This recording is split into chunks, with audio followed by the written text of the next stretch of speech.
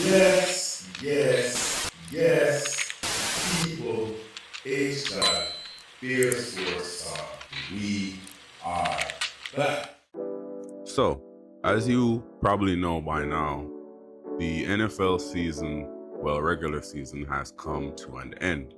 And some of the biggest talking points at the end of any NFL season is always going to be who is going to collect the different various awards, and number one award being who's going to be the MVP of the league this season.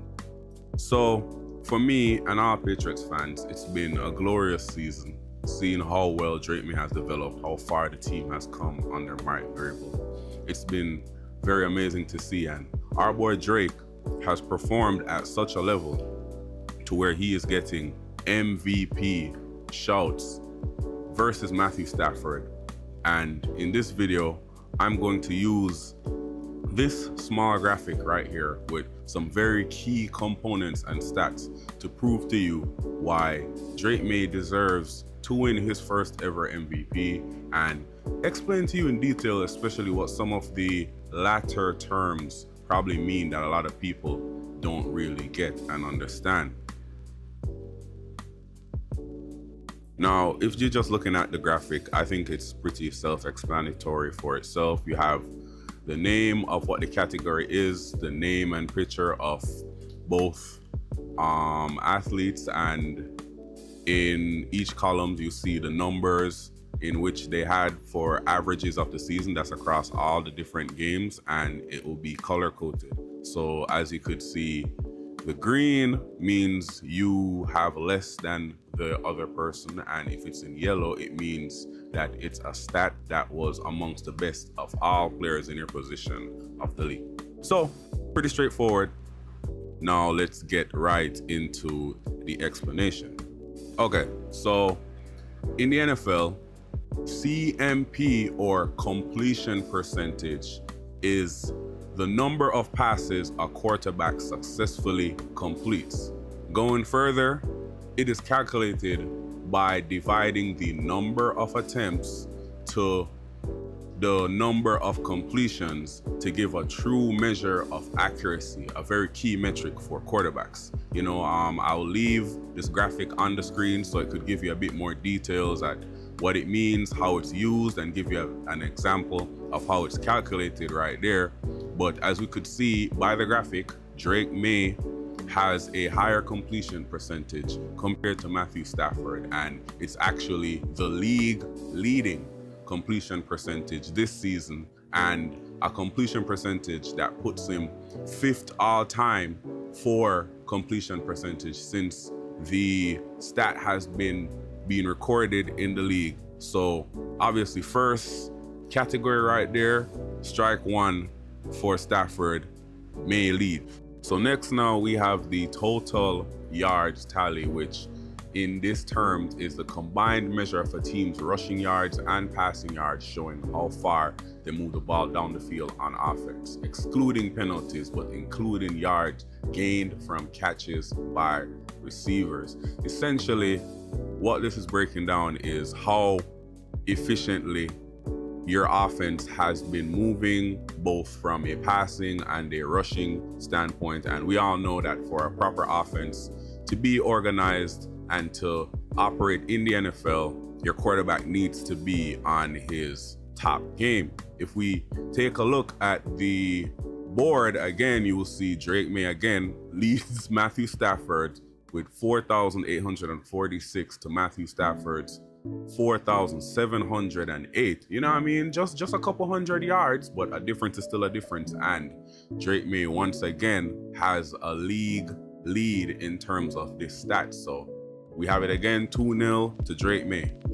Now this next one we have is a bit of a tricky one, and it's total touchdowns. And total touchdowns in the NFL represents the combined sum of all touchdowns a player has scored themselves by carrying or catching the ball. It includes rushing and receiving TDs, and in many contexts, especially fantasy football or casual discussion, it is used to represent a player's total impact. Now, this is a category where Matthew Stafford leads Drake Maye 46 to 35, and Matthew Stafford's 46 is league leading, so it's 2-1 now. We have to give it to that. But I would like to add the context of the fact that while Matthew Stafford has the most, or has given dynamic to the most total touchdowns in the league, I would say he also has the most 1-yard touchdowns. So literally basically just touchdowns from the goal yard, where it's like, basically just run it in. And Drake Maye quite comprehensively beats Matthew Stafford when it comes on to rushing touchdowns this season, because if my memory serves me right, Matthew Stafford has 0. So we give it to Matthew on that one, 100%. It's 2-1, but context as to just total TDs.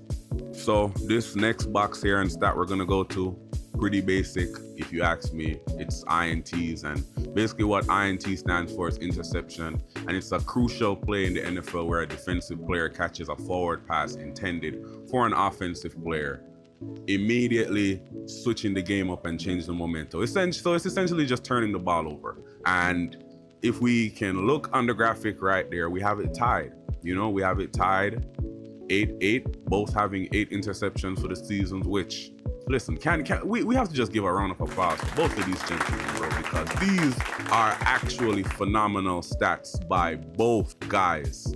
I mean, honestly, to go the entire season and only have 8 interceptions, that is truly amazing. So it's tied on that end for both guys. See, now we're going into some really deep weeds here. So YA in the NFL, it stands for yards per attempt. And this is a passing efficiency metric calculated by dividing total passing yards by total pass attempts. It measures how effectively a quarterback gains yards on each throw. A higher yards per attempt indicates better performance, often correlating with efficiency and explosive plays. I will leave this picture right here on screen for you to read a bit more on key aspects of it, how it's divided, context, and just more info on it. But just based on what we are seeing here and what it says, essentially it's saying that when you have a higher yard per attempt percentage and scoring, it means that you're running your offense at a very elite level. And if we look at the scale chart that we have right here, in the yard per attempt box, we have Drake Maye leading again over Matthew Stafford with an 8.9 rating versus Stafford's 7.9 rating. Maye's 8.9 rating again being the lead leaguing. And as this little graphic here says, usually elite quarterbacks often rank very high in Y and A. It's typically on an average of 7.58 yards per attempt. That's high per season. And Drake Maye has 8.9. So some historic level of efficiency there once again. And that is 4-1 to Drake, or is it 3-2? I'll score. You guys can keep scoring. Okay, now we're getting into a bit more of the technical aspects, like I said. So we have QB rating. So QB rating refers to 2 main metrics in the sports, and it is the traditional NFL passer rating, defined here on screen, and ESPN's more comprehensive total quarterback rating, QBR, defined here on a 0 to 1 scale, considering rushing, sacks, fumbles, context like down, distance, score. While passer rating focuses solely on passing, QBR attempts to measure overall quarterback impact, rewarding tougher plays and penalizing garbage time stats, making it more complex, context-driven, and evaluation. So breaking this one down, essentially it's just saying this rating and metric right here is judging how effective what you are doing on the game truly is. So how much of the plays that you make are truly game-altering, game-defining, game-mattering plays, and how much of it are plays that just happen essentially, like they say, garbage time after the game. And if we look at the QBR rating, Drake Maye with a 77.2 leads over Matthew Stafford with a 71.9. 78%, and Drake Maye's 77.2% QBR rating leads the league yet again. So another stat he's leading the league in. And that just leads us into the next stat, which is passer rating itself. And passer rating is a formula in football that measures QB efficiency by combining completion percentages, yards per attempt, touchdown percentages, and interception percentages into a single number, indicating overall passing effectiveness by rewarding good plays, completion yards, touchdowns, and penalizing mistakes, interception. Now, that pretty much explains in itself who makes the better plays on average throughout the season. And when we go to passer rating, Drake Maye beating Matthew Stafford yet again, 113.5 to 109.2. And Drake Maye yet again with that 113.5 passer rating is what? Leading the league in that stat amongst all of his peers. Okay, so now we're getting into some things that probably a couple of you have never heard of. Even probably some of people who watch the NFL Weekly probably don't know what these are, but that's why we're here. We're here to bring context to the people and bring information. EPA. In the NFL, EPA stands for expected points added, an advanced statistic that measures how much a single play improves or worsens a team's chances of scoring by comparing the expected points before and after the play, using factors like down, distance, and field position to provide a more nuanced view of efficiency than traditional stats like yards gained. Positive EPA means the play was beneficial, increased scoring chances, while negative EPA means it hurts the offensive look. People, essentially all this one is saying is we're adding context to each individual play and what the outcome comes. We are giving context to that versus, because there's sometimes in football where a play will happen where just by pure coincidence or a defensive mistake or something kind of wacky, people get the positive yardage. What EPA is trying to do is trying to give context and show how many good plays versus how many bad plays did you yourself actually individually make in this game. And if we go to the EPA scoring, we have Drake Maye leading Matthew Stafford once again with 169.96 to Matthew Stafford's 109.09. And Drake Maye's EPA, once again, league leading statistical category. Now listen, if you made it this far down to the video, first of all, clap it up for yourself, you're a legend. And comment CPOE and tell me if you knew what it means, because I can guarantee a lot of you right now don't even know what this means. I'll be honest with you, researching up for this video, I didn't even really know what this means. So we're learning here together. And in the NFL, CPOE stands for completion percentage over expected, an advanced statistic that measures a quarterback's accuracy by comparing their actual completion rate to what a model predicts for each pass, considering factors like throw depth, distance from the sideline, defender separation, and pressure. It essentially grades a QB on a curve, showing if they complete more positive CPOE or fewer negative CPOE passes than expected for difficult situations, highlighting their skills beyond just raw completion percentages. Why stats like this is important is because it contextualizes accuracy.